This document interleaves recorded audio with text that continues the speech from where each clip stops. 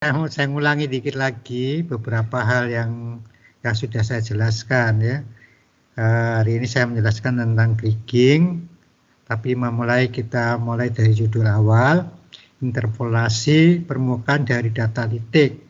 Maksud saya ini data titik adalah sampelnya itu adalah sebuah titik dengan respon variabelnya ya. Jadi banyak titik-titik ya. Nah ini pengertian saya mulai dari awal. Mengasumsikan interpolasi permukaan data sampel titik ini mengasumsikan permukaannya merupakan continuous sampel ya, continuous sampel, ruang populasinya kontinu. Kemudian interpolasi kita sudah tahu bahwa memperkirakan nilai atribut lokasi yang berada dalam kisaran data yang tersedia menggunakan data nilai yang ada. Jadi data yang tersedia kita menduga nilai-nilai berdasarkan di dalam selang data yang ada. Kemudian ekstrapolasi memperkirakan nilai atribut lokasi di luar tentang data yang tersedia. Di luar dari rentang data yang tersedia menggunakan nilai data yang diketahui. Itu pengertian secara umum tentang interpolasi ya. Tapi dalam spasial itu tidak hanya demikian ya. Tidak demikian. Kalau pengertian umum tentang interpolasi ini seperti interpolasi ya. Kita menduga ini data contoh, kemudian ini kita tarik garis, ini adalah interpolasi. Menduga nilai-nilai yang ada di sini di dalam rentang data, ini kan rentang data Y dari X yang ada di sini. Adalah interpolasi. Kemudian ekstrapolasi itu begini ya, pendugaan sebuah titik ekstrapolasi di luar rentang data yang tersedia. Anda lihat di sini, kalau ini kebetulan sebuah garis linear, ini adalah X, ini adalah Y, di dalam spasial itu adalah juga kita perlakukan misalkan datanya di sini juga, garis titiknya di sini, tetapi X-nya di luar itu juga ekstrapolasi ya. Ekstrapolasi sebagai ilustrasi demikian. Area kita tentang kita ingin menduga suhu udara di daerah aliran sungai dari puncak menuju Jakarta. Itu sampel kita adalah titik-titik dari puncak menuju Jakarta. Nilai yang tidak diambil di dalam area itu kita sebut interpolasi, ya kan, interpolasi. Tetapi bila suhu udara itu yang kita ambil adalah Cianjur, itu adalah berbeda di dalam hal ini di dalam area bentangan alamnya, yakni dari pegunungannya, maka ini kita sebut ekstrapolasi juga ya. Meskipun suhunya mungkin sama ya, meskipun suhunya itu sama. Artinya ya kisarannya mungkin sama, itu adalah ekstrapolasi. Karena dia di luar rentang daripada area yang kita amati. Misalkan ya, kita melakukan pendugaan pencemaran air di sebuah danau gitu ya, danau. Kita ada pencemaran air di buah danau, kemudian kita ukur pencemarannya pada titik-titik yang dilakukan sampel. Itu adalah interpolasi, ya kan? Tetapi bila air yang kita ukur adalah di luar danau itu, misalkan ada sungai yang mengalir menuju danau tersebut, maka dia ekstrapolasi karena dia tidak akan bercampur dengan air yang menuju danau. Tapi kalau keluar danau itu masih debat ya, sungai yang keluar danau masih debat. Artinya apakah kita hanya scoping pada area danau tersebut atau airnya juga yang mengalir keluar danau, itu juga masih debat. Kenapa debat? Karena orang mengendaki di dalam danau saja, tapi ada yang bisa berdebat bahwa airnya masih berhubungan dan pencemarannya mengalir ke luar danau tersebut. Kalau dari air dari sungai menuju danau jelas tidak bisa naik kan air, jadi tetap aja itu ekstrapolasi ya itu ya. Kalau ekstrapolasi pengertian saya jelaskan tadi adalah pengertian ekstrapolasi dalam hal nilainya saja, tetapi di dalam spasial tidak hanya itu, harus kita perhatikan juga keberlakuan sampel space-nya. Misalkan Anda ingin membuat model spasial tentang banyaknya kemiskinan pada kabupaten kota, ya kan? Area kita adalah area di Jawa. Nah, pusat studi kita di Jawa. Nah, maka kalau Anda menduga area-area yang di luar Jawa itu ekstrapolasi, ya, ada risiko bahwa itu scopingnya berbeda itu, ya kan? Scopingnya berbeda. Apakah masih mengikuti karakteristik Jawa atau tidak? Seperti halnya di sini. Misalkan ini daerah, ya, ini kebetulan nilainya di luar selang ini. Kalau nilainya pentulnya ada di sini, tetap dikatakan ekstrapolasi, ya kan? Nah itu. Oke, bisa dimengerti ya. Jadi kalau di spasial harus Anda perhatikan tidak hanya nilainya, tetapi bentangan alamnya itu harus Anda perhatikan. Proses data spasial itu dibangkitkan, ya. Proses data spasial itu dibangkitkan. Kalau di dalam model-model umum itu adalah hanya mengerti tentang nilainya saja. Misalkan antara 10 sampai 100, kemudian kita intrapolasi Pak, nilainya sekitar 80 intrapolasi, ya bisa kalau dari segi nilainya saja. Tetapi kalau dari segi source atau keterkaitan spasial itu tidak bisa, itu adalah ekstrapolasi untuk misalkan sampelnya dari luar dari sistem bentangan alamnya, ya. Anda harus perhatikan bentangan alamnya. Oke, sampel untuk titik-titik di dalam sampel titik, ruang contoh yang kontinu, ruang space yang kontinu, umumnya hanya dua, ya, yakni sistematik, regulatus sistematik dan random, ya, sistematik dan random. Sistematik ini karena nilai di dalam ruang contoh yang kontinu tidak hanya variabelnya, tapi ruang contoh yang kontinu itu adalah sangat berhubungan.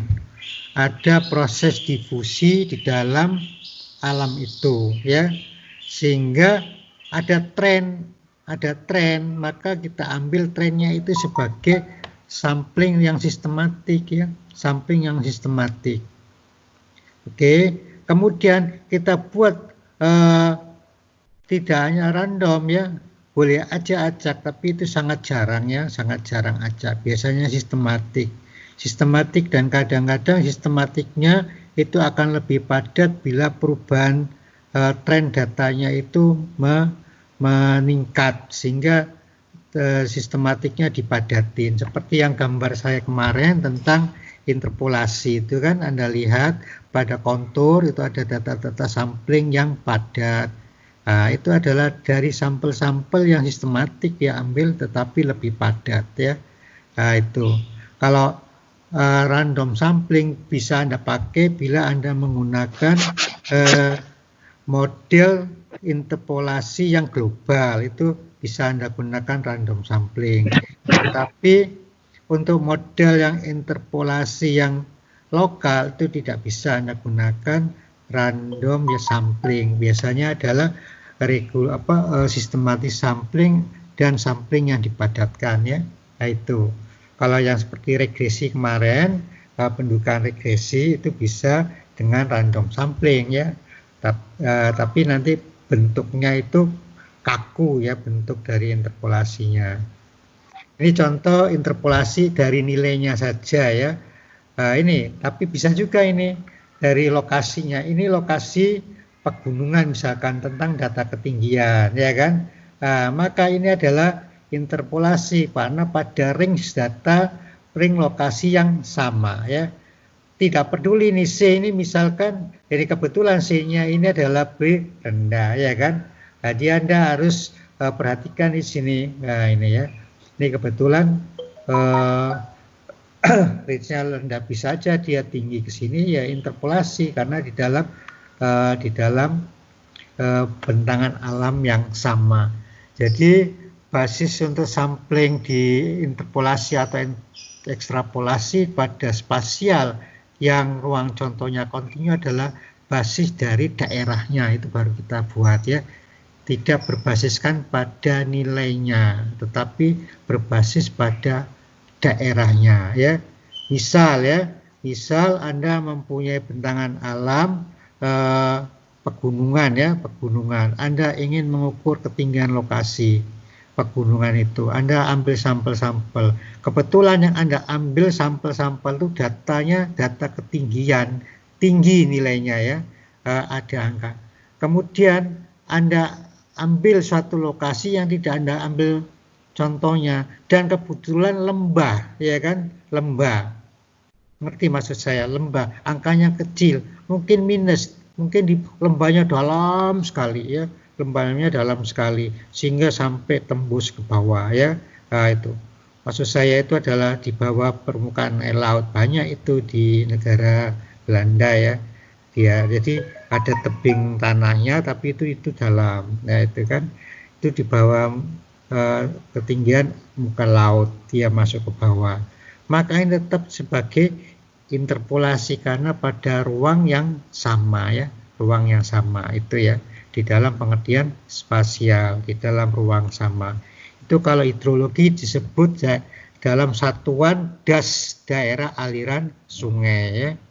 Dalam satuan das di hidrologi disebut das daerah aliran sungai. Nah, itu ya. Jadi Anda harus perhatikan keberlakuan wilayahnya. Nah, itu ya. Apakah satu karakteristik wilayah? Nah, itu ya.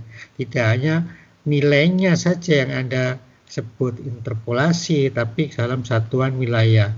Demikian juga misalkan nilainya masih rentang data sampel, tetapi areanya berbeda, maka itu adalah ekstrapolasi ya, ekstrapolasi. Jadi meskipun nilai-nilainya dalam rentang yang sama ya, identik ya, tetapi kalau areanya berbeda, maka dia area di luar dari dasnya, maka Anda tetap sebut ekstrapolasi ya, ekstrapolasi ya itu ya. Misalkan wilayah kita ini, kota ini di PowerPoint ini ya, nah ini ya. Kemudian sebelah sini mungkin apa itu sinarnya yang warna hijau ini ya, warna hijau ini daerah kita. Mungkin ini kita ingin mengukur sinar yang diterima oleh cahaya pada layar ini ya. Ini kan sampel kontinu ya, ruang sampelnya kontinu. Kemudian Anda pindah ke yang hitam ini. Sinar yang diterima mungkin sama, tapi dia di luar dari yang hijau, maka ini ekstrapolasi ya, ekstrapolasi karena dia di luar dari area yang kita amati ya itu ya. Oke. Sekarang Anda lihat interpolasi itu ada yang linear, ada yang non-linear. Pengertian linear dan non-linear jika modelnya itu dari model yang global ya, model yang global di mana hanya dapat satu fungsi. Tetapi jika yang model lokal itu setiap dekat lokasi itu adalah mempunyai fungsi yang sendiri ya, sehingga di situ sulit dikatakan linear atau non-linear ya, karena garisnya tidak lurus-lurus amat ya kan, berubah-ubah, keluar-keluar malah kan. Nah itu ya, jadi Anda harus perhatikan ini ya. Oke, misal ini trend surface yang menggunakan fungsi global, maka hasil yang disajikan agak kaku dia. Nah begini, jadi misalkan ini kuadratik, maka area yang kita duga garisnya melengkung-melengkung tapi teratur ya kan di sini.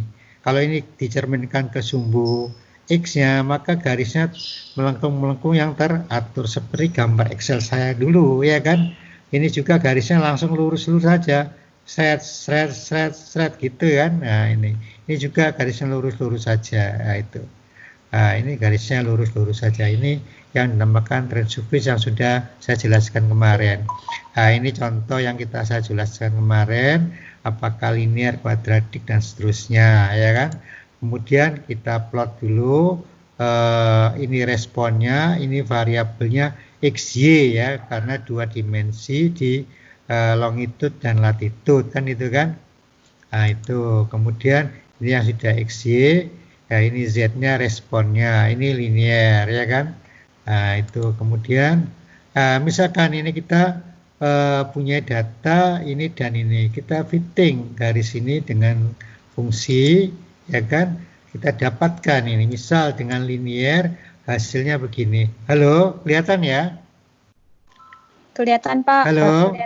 Nah, hasilnya begini ya. Target kita adalah mendapatkan R kuadrat yang bagus, ya kan? Ini subjektif ya. Kemudian juga signifikan, kan? Itu kan. Regresinya signifikan, ini kuadratnya, R kuadratnya bagus.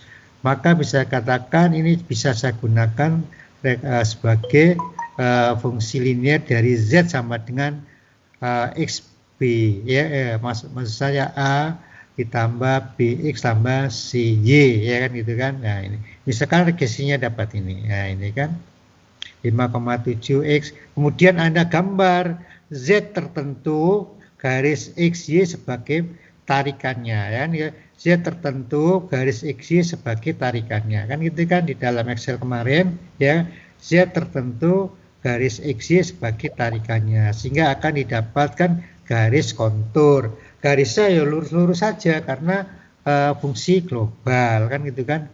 Kalau Anda kembangkan lagi, misalkan kita fitting kuadratik begini, X kuadrat, Y kuadrat, dapat nilainya.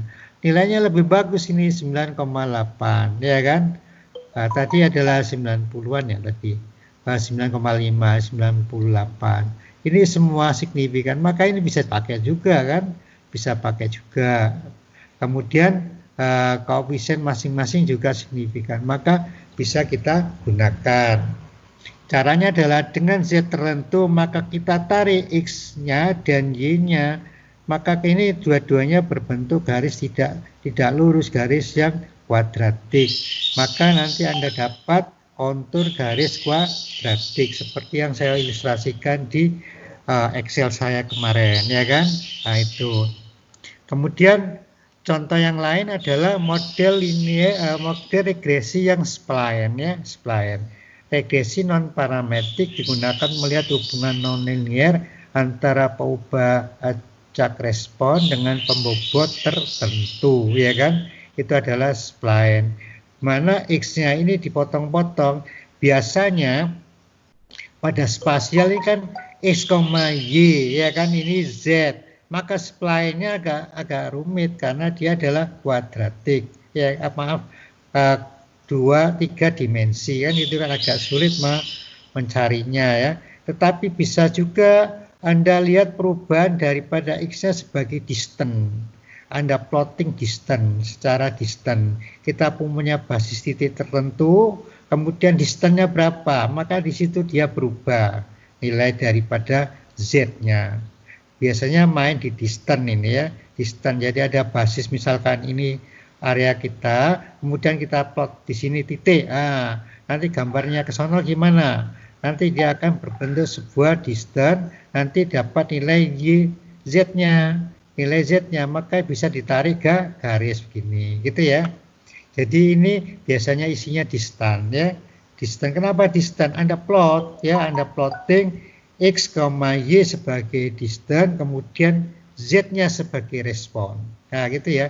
X, Y sebagai distance, kemudian Z-nya sebagai respon. Kemudian Anda plot di situ basis, misalkan di sini ada titik, kemudian nanti berubah ke sono jaraknya, maka nilai Z-nya begini. Maka ini bisa kita tarik garisnya. Nah, gitu. Main di distance ya. Ya itu ya. Kalau pengertian regresi spline begini, bahwa X ini sepotong-sepotong tergantung daripada potongannya supaya fittingnya bagus. EI-nya menyebar normal dengan ragam sigma, ya kan. Nah, ini fungsinya. Ini misalkan ini ya, jadi koefisien ini berlaku pada X kurang dari K, ya kan? Jadi maaf, lebih dari K. Jadi X ini berlaku lebih dari K. Jadi setiap K ini berubah, ya, setiap K berubah. Jadi ini spline itu bentuk secara umum begini, ya. Spline ada yang linear saja dipakai, ada yang bisa kuadratik, ya. Jadi Anda lihat di situ. Berlakunya X pangkat ini setelah berlakunya K. Ini K ini yang disebut knot, ya, knot. Koefisien regresinya berubah-ubah ini, ya, berubah-ubah, ya, ini. Nah, jadi K ini sebanyak berapa? Misalkan K-nya sebanyak K, berarti ada K knot 0 dari A sampai B, ya kan? Knot ini akan bagus sekali kalau potongan garisnya banyak, tapi itu rumit rumusnya, ya. Nah, itu oleh karena itu orang tidak mau yang terlalu banyak knotnya. Kalau knotnya banyak bisa setiap potongan linier, ya kan? Setiap potongan linier, tapi itu tidak bagus. Karena apa? Kasar, ya, kayak naik turun gitu kan, jadi kasar, ya. Biasanya tidak mau yang knotnya terlalu banyak, juga tidak mau knotnya terlalu sedikit, ya. Itu pertama adalah dicoba-coba dipasang knot dengan angka sembarang sehingga dapat nilai, kemudian dihitung jumlah kuadrat tengah galat, ya, dari regresinya, kemudian dihitung GCV-nya, ya, GCV sampai GCV yang terendah. Setelah GCV yang terendah didapatkan, maka itulah dipakai sebagai banyaknya knot dan titik-titik knot serta pangkatnya, ya. Nah, itu regresi yang spline. Itu. Ini misal, ya, saya mempunyai garis ini jarak, ya.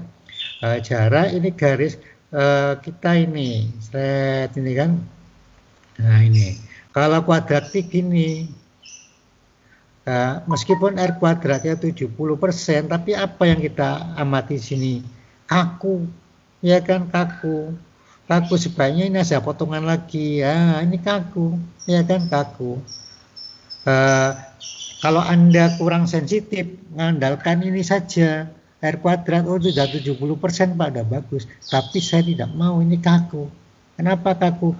Ini jempalitanya ini kan naiknya sini baru turunin, tekukannya di sini. Di sini dia naik dikit, ya, gitu kan. Maka kita buat GCV. Ini ada dua fungsi, yang hijau dan yang kuning, ya kan. Oh, ini dipoteng, dapat GCV-nya. Ada berapa knot? 1, 2, 3, 4. Ada 4 knot dengan fungsi kuadratik masing-masing knot. Nah, ini sudah saya breakdown, dapat ini jarak, ya. Nah, ini dapat. Maka garis ini kita bisa ikutin, bentuknya lebih mulus, ya kan. Nah, ini bentuknya lebih mulus. Dan ini digunakan nanti pada saat plot pendugaan interpolasi pada ruang itu, fungsi ini dipakai, ya. Jadi ini Anda lihat dia lebih canggih kan, lebih halus. Kalau ini aja jelek, maka ini lebih halus. Ini adalah metode spline. Ini sering digunakan pada bentuk-bentuk regresi yang tidak teratur bentuknya, ya. Maka dia menggunakan spline non parametrik. Kenapa non parametrik? Karena koefisiennya tidak tunggal, ya. Banyak alternatif, ya. Di sini kan B0, B1, B2. Ini juga ada B0, B1, B2, B0, B1, B2 dan seterusnya, ya kan? Tidak tunggal, maka disebut non parametrik di sini, ya. Nah, itu. Bukan sebarannya ada, ya, kita uji berdasarkan sebaran yang ada, itu kan. Nah, ini jadi dia akan lebih bagus kan daripada yang ini. Nah, itu. Ini kaku ini kan. Ini R kuadratnya sudah pasti meningkat 99% lah mungkin, ya. Nah, ini spline menggunakan untuk ini. Nah, itu tadi ini value ini distance main distance, dipotong-potong distance. Jadi distance-nya gini, Y-nya tahu. Jadi ada titik di sini, ya. Titik ini nilai Y-nya ada, basisnya sampel, nilai Y-nya ada, kemudian kita bergerak ke sini distance sekian. Nah, distance sekian, maka dapat nilai Y, nilai V-nya. Oh, nilainya misalkan distance sekian 5, V-nya. distansinya 6, distansinya 5, distansinya 5, maka ini 5. Saya garis yang 5. Ini garis yang 6 dari V. Ini garis yang 7 dari V gitu ya. Jadi kita punya basis patokan sebagai titik awal, kemudian kita cari distance-nya dari titik ini. Maka kita dapatkan V-nya. V-nya kita tarik ya. Jadi misalkan gini ya, ini wilayah kita ya. Wilayah kita. Kemudian ini basis titik untuk perhitungan ya. Pertama ini kan sampelnya banyak ya kan, sampelnya banyak. Anda hitung jaraknya setiap sampel ya kan, antar sampel. Kemudian Anda urutkan nilai jaraknya dari yang kecil sampai besar. Kemudian Anda plot nilai Y-nya, nilai Z-nya, V value ini Z-nya. Anda plot bentuknya gimana? Oh, bentuknya misalkan begini ya kan. Jadi data sampelnya itu Anda hitung jarak antar sampelnya. Dapatkan matriks D-nya, jaraknya. Nah, kemudian Anda urut jarak yang kecil sampai jarak yang jauh. Kemudian plot nilai Z-nya, ya kan, plot nilai Z-nya. Maka Anda plotting di sini fungsi spline-nya kan, gitu kan, berlaku. Kemudian bagaimana memplot di sini nilai Z-nya tadi? Nah, Anda ambil titik sampel sembarang, titik ketetapan sembarang. Misal di sini, nah, ini nilai V-nya udah Anda tahu dari titik sampel kan, Anda ambil aja satu aja titik sampel awal. Oh, nilainya sekian, sudah. Maka misalkan nilainya ini 4 gitu ya. Maka Anda cari di sini, oh ini distance-nya sekian, nilai V-nya 10. Oh, distance-nya sekian, nilai V-nya 10. Ini nilai distance-nya 10. Ini distance-nya dari distance yang Anda dengan spline jaraknya sekian, ini nilai V-nya misalkan 10. Maka ini garis kontur untuk V yang 10. Ah, gitu ya. V yang 10. Kursor saya ini ya, Anda perhatikan. Nah, gitu ya. Nah, jadi Anda begitu caranya ya.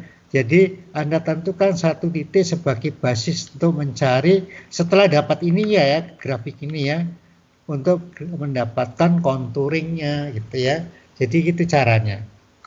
Nah, ini contoh yang menggunakan interpolasi spline. Nah, itu ya. Oke, lokal ini sudah saya terangkan, mulai dari inverse distance ya kan. Ya, model lokal tepat bisa linear non linear. Ini contohnya yang kemarin pakai seperdistance pangkat P ya kan. Kemudian total seperdistance dari semua titik contoh. Kemudian ada contohnya ini dapat nilainya. Kemudian ini contoh yang triangulated, yakni segitiga. Kemudian Z-nya adalah fungsi dari XY. Kemudian Anda cari regresi linear dari segitiga untuk masing-masing segitiga. Kemudian nilai-nilai yang tidak diambil contoh di dalam segitiga Anda gunakan regresi linear dari setiap segitiga tersebut. Maka ini dengan metode triangulated irregular network ya. Ini sudah Anda ketahui yang kemarin ini. Kemudian ini bisa juga yang non linear, berarti ini Anda kembangkan dengan ditambah lagi ininya, dikembangkan ya. Ini yang sudah saya jelaskan. Itu ini terus ya. Ini sudah saya jelaskan. Sekarang saya menginjak yang geostatistik ya, geostatik. Sebenarnya yang data interpolasi itu umumnya data geostatistik ya, tapi tersamar ya, tersamar karena dicampur apakah peubah koordinat berpengaruh atau tidak kan. Kalau inverse distance kan tidak kelihatan peubah koordinatnya berpengaruh ya, hanya mengandalkan distance-nya saja kan gitu. Triangulated mengandalkan memang peubah koordinatnya berpengaruh ya kan, membuat fungsi. Nah, kemudian ada yang ini tidak kelihatan tapi mutlak harus ada aspek ini ya, di statistik ini. Apa itu di statistik? Ini metode yang dikhususkan untuk apa itu untuk masalah daripada muka bumi ya, muka bumi, kandungan bahan-bahan di muka bumi ya. Studi gejala alam yang lebih dikenal dengan geostatistika dikembangkan oleh Materon ya. Ini tahun 60. Ini adalah ahli tambang Afrika Selatan. Dia mencoba membuat statistika khusus untuk tambang sebenarnya ya, tambang ya. Jadi dia ke arah tambang emas, tapi ini dipakai juga untuk tambang minyak bumi ya, tambang minyak bumi ya, Materon ini. Kemudian dikembangkan lagi oleh Kriging ini ya, Chris Materon. Dalam pembahasan geostatistika, gugus data yang diamati adalah gugus data ilmu bumi, Earth Science Data Set ya. Apa itu? Salah satu hal yang membedakan Earth Data Set adalah gugus data lainnya adalah bahwa gugus data ilmu bumi terletak lokasi tertentu dalam sistem koordinat. Ambil aja kembangkan ini.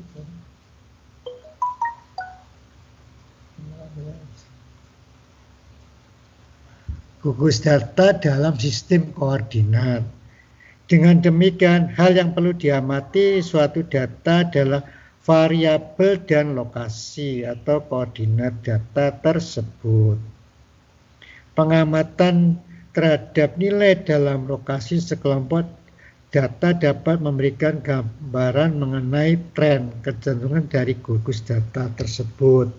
Jadi karena ada gugus data koordinat, ada koordinat, maka dia ada trennya, cenderung naik atau cenderung menurun pada arah tertentu ya. Jadi seperti tadi ada proses difusi, dia selalu berubah naik atau menurun ya. Nah, itu. Selain itu dapat diamati antar data, apakah data yang berkaitan letaknya lebih mirip dengan data yang tidak berkaitan. Nah itu ya. Hal ini disebut adanya sifat continuity, nyambung datanya itu ya. Sifat datanya nyambung, sample space yang kontinu, ya kan. Kemudian pada ruang di dalam koordinat tertentu, ya kan. Kemudian ada tren perubahan di dalam ruang itu nilainya ya. Nilainya itu ada ruang kontinu ya. Misalkan untuk tambang itu pada bentangan alam yang dalam populasi yang sama itu ada tren nilainya ya, ada tren. Tapi kalau bukan ruang populasi yang sama ya terputus dia ya. Misalkan tambang emas ya, itu dia ada pada lokasi tertentu ya kan. Tapi di situ akan ada tren dia menjalar seperti kanker itu menjalar di dalam tanah, menjalar. Nah ini ada tren ke sono itu menurun kadarnya, di sini naik kadarnya. Kemudian nggak putus ini menjalar, tapi suatu saat putus berarti dia bukan tempat bergeraknya ini, berarti dia bukan ruang dia, ya kan? Nah itu, Anda harus bayangkan itu ya. Kalau di air gampang membayangkan bahwa tetesan dari tinta sudah jelas menjalar, ya kan? Nah, seperti itu untuk emas sebenarnya kayak begitu ya. Dia ruang yang kontinu, ada tren ya, ada tren. Kalau tetesan minyak, tetesan tinta makin menjauh makin menurun, sudah jelas. Tapi kalau emas kan tidak tahu kita sumber asalnya di mana, sehingga dia ke sana meningkat mungkin, ya kan? Ke sini menurun mungkin, jadi kita tidak tahu sumbernya ya. Nah itu dia akan itu ya akan bisa meningkat bisa menurun. Tapi kalau tetesan tinta kita tahu sumbernya, maka menjauh dari sumber dia menurun, sudah pasti ya. Nah itu. Jadi ini Anda perhatikan ada sistem koordinat, terus ada tren tertentu ya. Nah itu.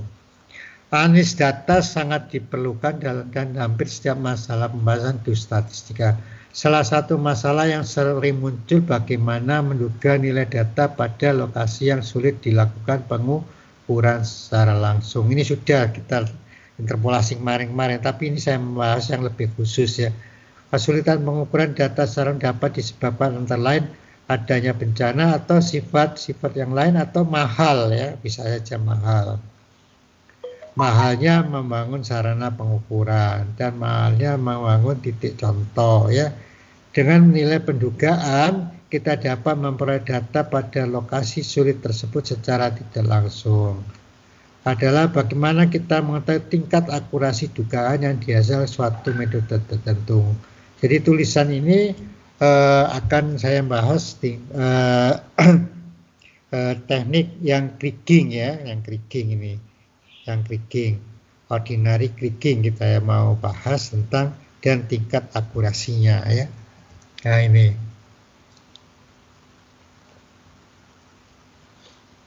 Geostatistik adalah tujuan aslinya dia memperkirakan kadar biji tambang. Prinsip tersebut diterapkan untuk bidang ilmu yang lain juga ya, regional dan seterusnya. Ini yang sudah Anda dapatkan ya. Di sini variabel di dalam geostatistika itu ada dua, variabel regional ya, variabel regional.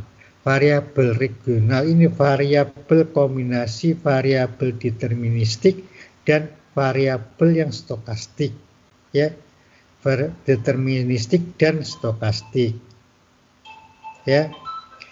Kenapa ada dua? Deterministik itu adalah lokasinya,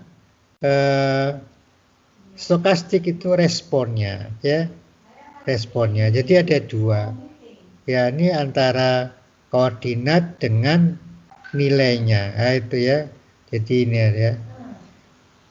Kemudian di dalam ruang yang kontinu, ruang sampel yang kontinu, ya. Artinya kontinu, datanya nyambung terus, di mana Anda ambil titik contoh selalu ada. Itu adalah fenomena menunjukkan kontinuitas spasial, ya kan?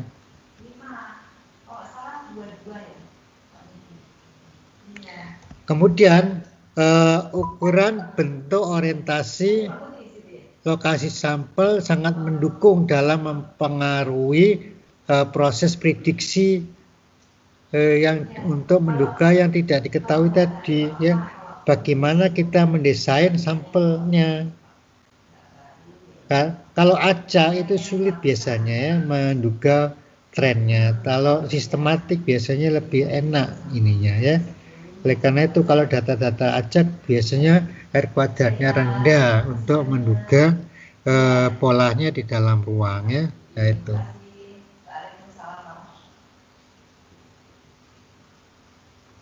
Nah, toleransi sekarang ini. Sekarang kita lihat semivarian ya. Semivarian. Jadi pada kriging itu dia menggunakan konsep semivarian ya. Jadi keragaman data yang ditunjukkan oleh, bukan ragaman data, itu adalah ditunjukkan bagaimana variasi lokasi yang mempengaruhi pada variasi pada data. Itu yang diambil ya. Variasi data akibat variasi lokasi. Nah, itu yang dia ambil. Variasi lokasi diterjemahkan di dalam bentuk distan ya, jarak. Jadi itu yang dia ngambil sebagai patokan di dalam metode kriging ya, metode kriging. Itu digambarkan dengan semivarian ya. Teori variabel regionalisasi menggunakan sifat yang terkait dengan semivarian, yakni ukuran mengekspresikan tingkat hubungan titik-titik pada suatu permukaan. Semivarian sederhananya adalah setengah dari varian, dari perbedaan nilai-nilai dari semua titik dalam ruang jarak yang tetap ya. Nah ini, jadi ukuran perbedaan nilai-nilai dengan jarak yang tetap. Nah ini ya. Jadi misal ini misal jadi semivarian besarnya semivarian antar titik tergantung jarak antara titik. Jarak yang kecil sudah saya jelaskan tadi bahwa nilainya itu sangat berhubungan di dalam ruang contoh yang kontinu, maka jarak yang kecil itu menghasilkan keragaman data yang sedikit sehingga variansinya kecil. Jarak yang jauh keragaman datanya besar sehingga menghasilkan semivarian yang besar. Itu yang dipakai sebagai patokannya. Seperti halnya tadi Anda memplot menggunakan fungsi fungsi global tapi menggunakan model regresi spline jarak, tapi bukan variasi data yang ambil tapi datanya sendiri yang Anda ambil, ya kan?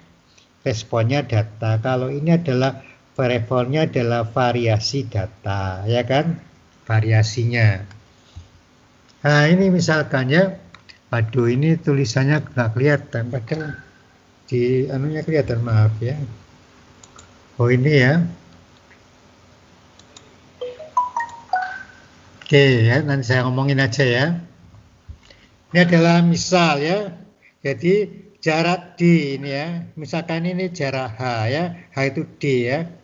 H itu D. Maka kita simbolkan ini semivarian H. Maka jarak D, maka data 1 ini dipasangkan dengan data 2, ya kan? Data 2 dipasangkan dengan data 3, data 3 dipasangkan dengan ini, jadi H ini ya. Maka adalah kita ngitung ragamnya di sini, tapi dibagi dengan 2N pada sepanjang data ini. Nah ini ya, maka ini disebut semivarian ya gitu ya. Jadi pada jarak 2, jadi jarak 2 ini jarak H ya. Maka kita dapatkan varian semivarian yang satu angka ini. Sudah saya jelaskan kemarin kalau nggak salah ya, tapi sekilas ya, jarak ini berarti ini dipasangkan dengan ini dipasangkan dengan ini dipasangkan dengan ini, kan itu kan, ini dipasangkan dengan ini pasangkan dengan ini, dapat nilai semivarian 1. Kemudian jarak 2H ya, jarak 2H. Jarak 2H berarti ini dipasangkan dengan ini. Ya, ini dipasangkan dengan ini. Yang ini dipasangkan dengan ini. Ya, yang ini dipasangkan dengan ini dipasangkan dengan ini. Kemudian ini dipasangkan dengan ini, jarak 2H ya, jadi jaraknya 2H, maka dapat semivarian 2H. Ini semivarian di 4H, maka ini dipasangkan dengan 1, 2, 3 ya, 4. Nah ini 4, 1, 2, 3, 4. Ini dipasangkan dengan ini dipasangkan dengan ini dipasangkan dengan ini dipasangkan dengan ini, dan seterusnya. Itu adalah 4H. Nah ini tentunya semivarian ini harapannya lebih tinggi dari semivarian ini. Ya lebih rendah daripada harapannya semivarian ini lebih rendah daripada semivarian ini. Kan itu, ini lebih rendah dari semivarian ini. Nah gitu ya. Nah ini rumusnya nggak kelihatan ya. Ini adalah sigma I 1 sampai N dibagi, ini ada I 1 sampai NH dibagi 1/2 NH. ZI min ZI plus H kurung kuadrat ya. Kalau direndahkan kelihatan ininya ya. Kalau di PowerPoint kan gini nggak kelihatan. Nah itu ya. Oke bisa. Nah ini hasil pengukuran variabel regional pada lokasi ke I. Variabel regional adalah variabel kombinasi, variabel deterministik, dan variabel stokastik. Deterministiknya itu adalah lokasi, kemudian stokastiknya adalah variabel respon, ya kan? Kemudian ini jaraknya, kemudian ini adalah titik-titik dari jarak tadi, banyaknya titik, dikalikan 2. Nah, misalkan sampel kita tidak teratur ya, ini sampel acak. Nah, ini susahnya ya sampel. Biasanya kalau ini punya bentangan alam ya, kemudian kita ingin mengamati variabel respon yang ada di sini, Anda cari data sekunder dulu yang mempengaruhi variabel respon ini. Nah, misalkan ini adalah tentang kekeruan air laut oleh limbah dari daratan, ya, limbah dari pantai. Maka yang Anda ingin tahu adalah gelombangnya pasang dari mana dan tamannya mana, terus larinya air kemana. Misalkan hantamannya dari sini, larinya air ke sana, maka itu sebagai transek untuk ambil sampel, ya, transek untuk ambil sampel. Misalkan transeknya ke sana, nah gitu kan. Maka ini kita ambil titik-titik kontinu, titik-titik selang tertentu, ya kan. Jangan di sini dibulak-balik banyak lagi, sini ambil sini lagi, ambil, nggak ada gunanya, ya, boros-borosin duit, ya. Nah, jadi misal tadi pencemaran endapan air laut oleh tanah di pantai. Tanah kan biasanya ngendap ke laut kan, ya. Nah, maka Anda cari data hantaman air laut, kemudian menghantamnya, kemudian dia narik airnya kemana, nah, itu, ya, aliran airnya kemana, alirannya ke sono, maka Anda ukur ke sono, nah gitu, ya. Jadi Anda tarik ke sana supaya trennya begitu, supaya tidak ngambil terlalu banyak dari kiri kanan gini, enggak, langsung aja seret. Nah, jadi yang kemarin ada lingkaran saya tadi, ya kan, isotropik atau anisotropik, nah itu, ya. Kita di sini adalah kita mengeksplorasi variogram. Variogram adalah gambar dari semivarian. Arah variogram mendefinisikan variasi spasial dari titik yang dibiasakan jeda H, ya kan. Perbedaan varian jadi Anda nanti Anda harus mengarahkan ke sana. Nanti kalau yang ke sana gimana, Pak? Nah, ke sana Anda sudutkan saja. Misalkan Anda ke sini, seret sini, ya sudutnya aja Anda ambil dari itu lebih bagus, ya. Jadi sana, nanti kalau arahnya kan ke sana kan, terus Anda mengkontur arah-arah ini, maka Anda sudutkan, ini bisa bergerak kiri kanan kan? Nah, kiri kanan. Jadi ini sudut kosinus, berarti bentuk fungsinya ini dikoskan dari sudut, gitu, ya. Nah itu. Nah ini makanya kalau sampelnya tidak teratur begini, maksudnya arahnya sudah sama arahnya, tapi hanya di sini saja. Nah, ya kan, di sini aja. Jadi Anda jarak 1, ini jarak berapa? Anda ukur jaraknya dulu kan. Oh, jarak rendah. Ini, ya, ini Anda cari-cari jarak yang mulai dari kecil sampai yang besar, ya kan? Cari-cari di sini dengan arah yang sama, ya kan? Jangan sampai ini arahnya begini, ya. Ini arah ke sono tapi ini arah ke sini, ya itu nggak boleh, ya. Dengan arah yang sama, jaraknya itu, ya. Jadi kalau arahnya ke sono, yang bagus ya sampelnya di sini, tarik, kemudian sampel sini, ya gitu. Kalau udah terlanjur gini ya, udah ditetapkan arah sana, maka ya harus begini. Tidak boleh. Anda kan targetnya mencari jarak ini kan, jarak H ini kan, nah, jarak ini kan, nah, harus Anda mencari variasi jaraknya begini, ada yang begini, ini langsung ke sini set, oh nggak boleh. Kenapa? Berbeda arah, ya, berbeda arah, nggak boleh. Karena variabel responnya itu tergantung daripada perubahan arah, itu, oke. Jadi harus arah yang sama, ya kan. Nanti perubahan arah setelah fungsinya dapat, Anda kosinus dan sinuskan saja, ya. Nah itu. Ini, ya, in practice difficult to find enough sample point the same lag dan juga the same arah, ya kan. Nah ini same lag itu sangat sulit, ya. Nah maka orang mengambil ini, ya, ini. Nah ini mau kemana ini? Mau ke arah sini, ya kan, dengan sudut tertentu. Misal saya arah sini, tapi berlakunya hanya sampai sudut ke sini saja. Tahunya dari mana? Ya tahunya harus Anda belajar tentang karakteristik variabelnya itu, ya, karakteristik dari variabel itu, ya. Nah, itu karakteristik dari variabel. Misal ya tentang pencemaran udara, di mana pencemaran udara sangat tergantung daripada arah angin. Anginnya ke sini set, tapi di sini ada tebing, tidak mungkin lewat anginnya, kan gitu kan, tebing. Maka ini berlaku sampai di sini aja. Ini nggak berlaku Pak, ini harus dibuat lagi transek karena ini ada tebing. Nah gitu ya, ada tebing sehingga tidak bisa. Anginnya dari sini Pak, jadi ada sampel ini dan sampel ini. Nah gitu ya, ini bisa, oh ini tebing di sini aja, tapi ini berarti berlaku ini kan tebingnya di sini aja, berarti ini bisa belok, maka Anda sampel di sini. Nah gitu ya, Anda buat sampel yang ada di sini, pencemaran udara misalkan ya. Nah itu maka ada caranya ya, ada caranya. Keberlakuan ini, nah ini angle tolerance ya, angle tolerance. Kalau arahnya ke sana ya, transeknya arahnya ke sana, angle tolerance-nya berapa? Apakah ini sampai ke sini? Nah, itu nggak bisa. Anda harus teliti dari variabelnya, variabel respon tersebut dengan tambahan data sekunder ya, data sekunder.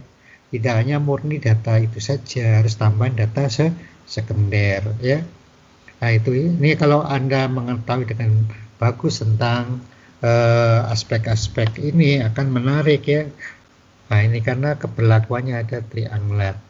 Orang kadang-kadang nggak ngerti ini sehingga ambil aja sampel sini, sampel sini, sampel sini. Oh ini trennya Pak, sampel sini, kemudian diambil lagi sampel sini. Supaya mengakselerasi angle toleransinya ini ya. Sudut toleransi. Karena kan saya tadi bilang pakai aja sinus dan kosinusnya, tapi ada toleransinya ya. Ada toleransi, ada batasnya ya. Nah itu. Oke, bisa dimengerti. Ini variogram adalah gambar dari semivarian, di mana sumbu X-nya itu jarak, sumbu Y-nya itu adalah semivarian. Nah itu ya. Jadi yang disebut dengan variogram. Nah ini variogram ya. Semivarian. Jadi ini jarak. Sampel-sampel tadi Anda cari jarak yang dari kecil sampai besar dengan arah yang sama ya, dengan arah yang sama.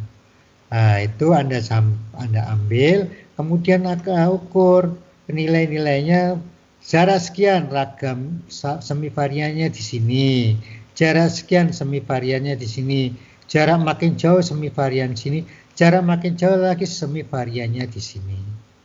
Ini sudah stabil ya, sudah stabil.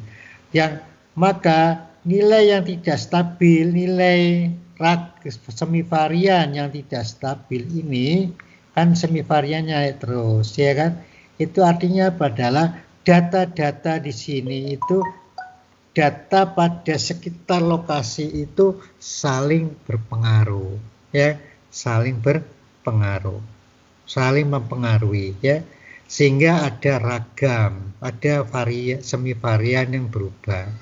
Nah itu ya. Oke, pada sampai suatu saat semivariannya maksimum. Setelah itu jarak di sini, lokasinya dengan jarak lebih dari ini, maka datanya tidak saling mempengaruhi, sudah stabil ya. Nah ini sudah stabil. Misalkan Anda bawa minyak wangi ya, makin jauh makin tidak ada baunya, mungkin ada, cuman hidung kita yang nggak sensitif kan, maka kita anggap oh enggak ada itu kan gitu kan. Nah, itu. Padahal masih ada itu ya. Nah ini Anda lihat, ini yang disebut seal, tinggi ini yang disebut seal, jarak ini yang disebut ring ya. Ring adalah jarak di mana data-data respon dari variabel geostatistika ini saling mempengaruhi ya. Range ya, di mana pada jarak tersebut nilai-nilai respon saling mempengaruhi ya. Nah, tentunya harapannya ini 0 ya kan. Kemudian tidak langsung 0 gini, biasanya ini ada nempel di sini ya. Cet gitu ya. Tidak langsung lurus gini, biasanya ini ke sini. Set. Nah, ini adanya disebut nugget effect, tulisannya nugget effect. Tulisannya nugget effect. yakni adanya ragam karena kita bergerak sedikit saja. Nah, itu. Adanya varians. Nah, kita ngomong varian karena udah terbiasa varian ya, tapi ini semi dibagi dua lagi kan itu kan. Adanya varians karena kita bergerak sedikit saja itu untuk tempel ya. Jadi sebenarnya tidak lurus pas begini. Ini 0 benar, tapi ini adalah limit. Nah, limit ya, limit. Nah, itu. Ya, di sini ya. Rentang atau range adalah jarak terbesar di mana nilai-nilai dari suatu titik permukaan terkait dengan titik yang lain ya.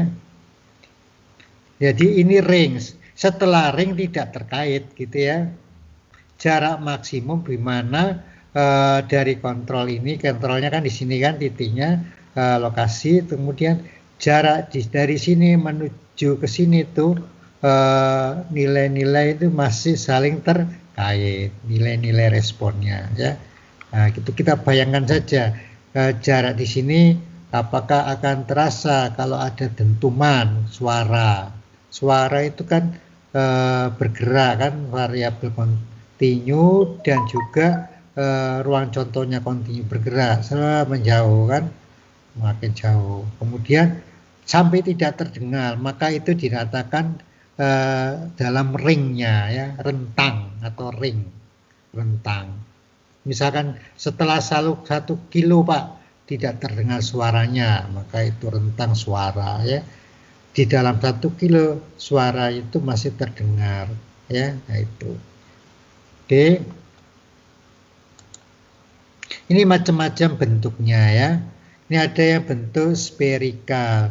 Nanti Anda data tek di sini Anda fitting Anda cari, Anda regresi nonlinear, C-nya ini Anda cari, A-nya Anda cari, A pangkat 3 ini cari, tapi H ini adalah jarak. Nah, ini ya, jarak ya, jarak. Kemudian setelah jarak batasan, setelah di luar ringnya, maka nilainya konstan ini. Nah, ini nilai ini adalah nilai ragamnya, varian sini sebut seal ya, ke atasnya seal, ke sininya sebut ring ya. Nah, ini ya. Nah, Anda cari regresi nonlinear bisa. Kalau Anda yang Anda kenal dengan kemarin Bu Anik, Anda sebut apa, bandwidth ya kan, bandwidth itu sama, ini sama ya, bandwidthnya berapa kan itu kan. Sebenarnya nyari apakah variasi datanya masih berpengaruh ke sono, itu bandwidth ya. Ini bandwidthnya ini. Nah ini kalau di sini kita sebut ring. Dalam dunia nyatanya ring, bandwidth itu di komputer ya kan, bandwidth itu di komputer ya kan. Nah itu. Oke, ini model yang lain ya. Ada yang model eksponensial. Tugas Anda mencari C dan mencari A. Nah ini ya. Nah ini ada yang eksponensial, ada yang spherical. Ini spherical, ini eksponensial. Datanya ada di sini, Anda fitting sehingga didapatkan bentuk regresi nonlinearnya dari model semi variogram. Model ini yang dipakai untuk pendugaan pada kriging. Model ini yang dipakai ya pada kriging. Pada kriging itu secara statistika dia membuktikan bahwa pendugaan dengan metode dia itu adalah unbiased dan minimum varian. Kalau yang investigation itu adalah unbiased saja, ya, unbiased saja. Dia tidak bias ya, unbiased ya itu. Tapi tidak ngomong minimum variance ya, tidak ngomong minimum varian karena enggak. Model regresi itu unbiased dan minimum varian sudah jelas ya kan, bentuk regresi trend surface. Tapi ada kelemahan trend surface, variasi lokal tidak tergambar, dia hanya menggambarkan variasi makro. Kalau ini minimum variance, kemudian tidak bias dan variasi mikro dia gambarkan. Nah itu ya keunggulannya di situ. Variasi mikro ada dia gambarkan, tidak global seperti yang gambar yang ini ya, gambarnya global ini trennya kan. Ah ya.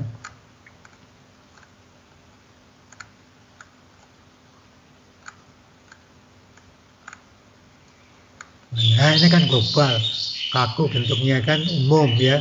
Variasi cekungan ada di sini tidak digambar ya, langsung tabrak aja begini kan. Nah, ini dia ada, ini kan lurus, kemudian ini ada blekok gitu, nggak digambar ya. Nah, kalau ini digambar, bisa diduga dia ya. Nah, ini meskipun ini juga yang ini bisa digambar, tapi ini ada rentang ya, rentangnya kalau terlalu kecil juga nggak mau ya, jelek. Bagus gambarnya tapi kan keberlakuannya nggak enak ngomongnya. Misalkan ini ada 1000 fungsi itu nggak bagus kan, nggak enak kan. Nah itu ya, 1000 fungsi pada potongan-potongan 1000 titik, wah nggak enak juga itu ya kan. Nah itu ya. Oke, keunggulan kriging itu tadi secara statistika dibuktikan, dan variasi lokalnya ya gambarkan nanti hasilnya itu ya. Sekarang kita lihat bagaimana konsep kriging ya. Ini dikenalkan oleh ini ya.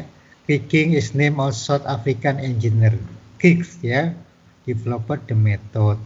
Kriging menggunakan variogram semi varian ya, untuk menduga surface nilai-nilai pada grid node, pada titik-titik grid ya. Nah itu prosedur yang dilakukan adalah melibatkan menggabungkan ukuran kesalahan dan ketidakpastian dalam menentukan pendugaan. Jadi kombinasi ini ya, ketidakpastian dan kesalahan. Dalam metode kriging, setiap nilai data yang diketahui dan setiap nilai data yang hilang memiliki varian yang terkait ya. Jadi setiap data yang sampel dengan setiap data yang kita duga mempunyai fungsi variogram yang sama. Nah itu ya. Nah ini ya.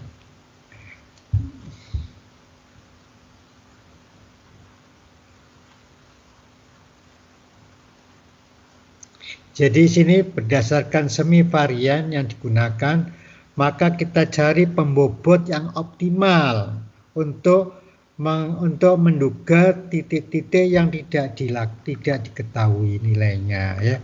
Ini pembobotnya yang optimal yang diambil ya. Oleh karena varian berubah dengan distan, maka pendugaan pembobot ini tergantung dari distribusi contoh yang diketahui. Nah, ini. Jadi basisnya sampelnya harus diketahui karena dia menggambarkan semi variogramnya berdasarkan sampel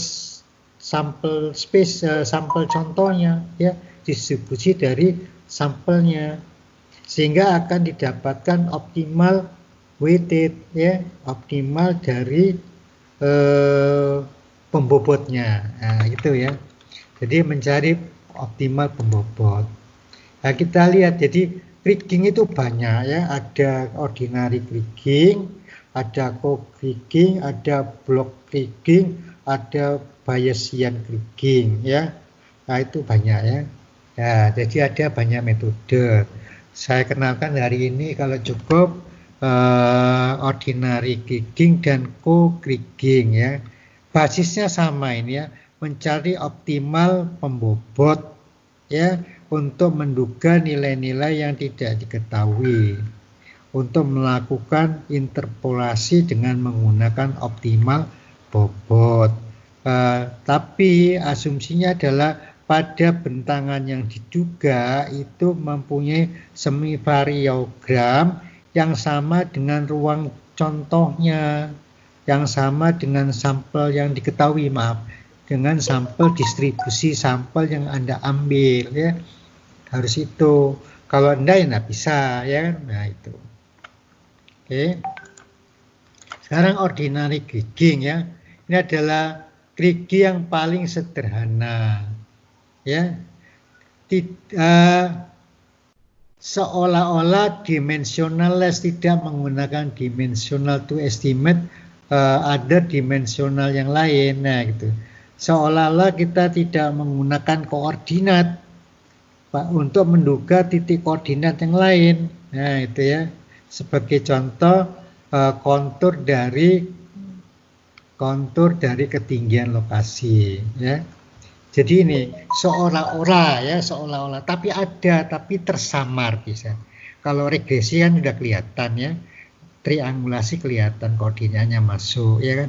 Ini seolah-olah koordinatnya hilang, padahal di dalam definisi geostatistika itu adalah variabel respon itu adalah dari fix koordinat, kan gitu kan. Nah itu. Di dalam ordinary kriging ini asumsinya stasioner. Apa stasioner? Kita bergerak dengan jarak tertentu, variasinya stabil pada jarak itu. Nah, gitu ya. Misalkan setiap 100 kilo itu variasinya sekian, maka Anda pada suatu lokasi bergerak dengan 100 kilo, ya variasinya segitu. Itu stasioner. Bukan asumsi bahwa setiap nilainya sama, enggak ya. Tapi dia bergerak pada bentangan sekian, itu variasinya tetap. Nah, itu ya, stasioner. Nah, ini sederhana. Menduga titik yang tidak ada sampelnya itu adalah penjumlahan dari titik-titik yang ada sampelnya diboboti dengan WI. Nah itu ya, WI ini adalah pembobot ya. Jadi ini adalah titik-titik yang ada sampelnya ya. Jadi ini adalah Z to power respon ya kan. Kemudian P ini apa? Koordinat. Tapi nanti tidak main di koordinat ya. Ini adalah koordinat. Misalkan ini adalah variabel koordinat, bisa saja distance ya. Tapi jadi ini bisa saja distance, tapi ini variabel bentuknya bisa distance ya. Kayak ini di sini. Jadi Anda lihat bahwa dia dibobotin oleh WI dari sampel yang ada. Oke, bisa dimengerti? Maka untuk menduga ini kita hitung ini dikurangi nilai sebenarnya. Nilai sebenarnya kita tidak tahu kan, karena belum dilakukan sampel. Nah ini, misalkan kita tahu, maka ini segini. Errornya ini adalah ZE min ZA, ya. Asumsinya adalah nilai dari ZE yang sebenarnya. Oke. Maka ragamnya adalah ZE min ZA dari 1 sampai N dibagi N, ini ya, nutrif ya. Jadi ini yang diambil minimum variannya nanti di sini untuk mendapatkan pembobot W. Ini kan ada, jadi nanti ini adalah ini adalah dari ini dimasukkan ya. Ini dimasukkan dari WI min ZP ya kan, gitu, ZPI kan, nah itu. Oke, misalkan ini kita, jadi ini saja dengan menduga meminimumkan ini ya, meminimumkan ini nilai-nilai ini ya, meminimumkan ini. Saya kasih contoh misal aja ini ya.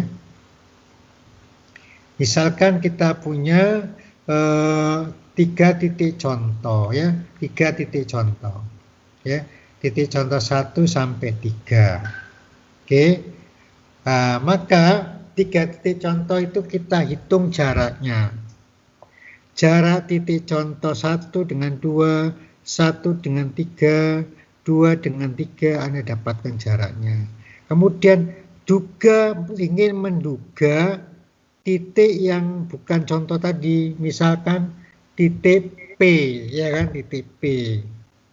Maka Anda juga jarak, Anda hitung jarak titik contoh 1 terhadap P, titik contoh 2 jarak terhadap P, titik contoh 3 terhadap P, ya kan, sudah dapat jaraknya.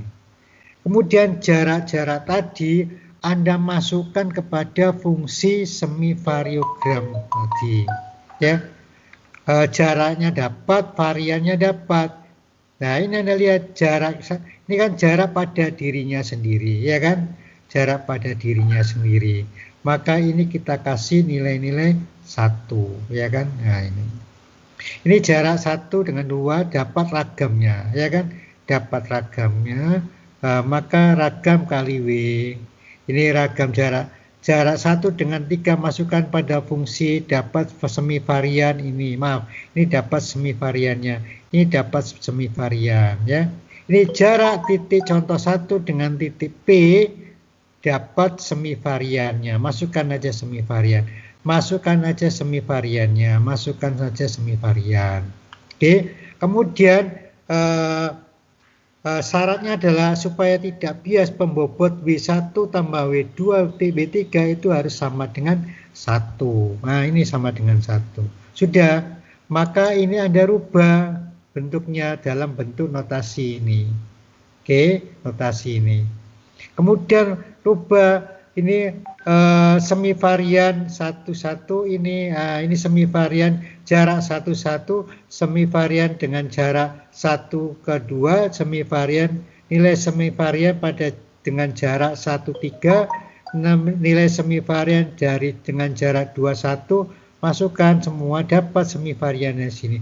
Kemudian di sini angkanya adalah 1,1,1,0. Di sini adalah 1 ya, 1,1,1,1,0 ini lambda ya. Nah, ini lambda, ini semivariannya tadi. Maka ini Anda bisa duga dengan cara ini saya inverskan dengan ini. Ini inverse kali ini, maka dapat W1, W2, W3. Itu saja namanya ya. Caranya ini contoh dengan titik sampel cuma 3 ya. Jadi itu saja yang Anda dapatkan. Itu yang digunakan. Maka Anda dapat ini pembobotnya W1, W2, W3. Masukkan di sini W1, W2, W3. Maka Z Anda dapatkan. Nah,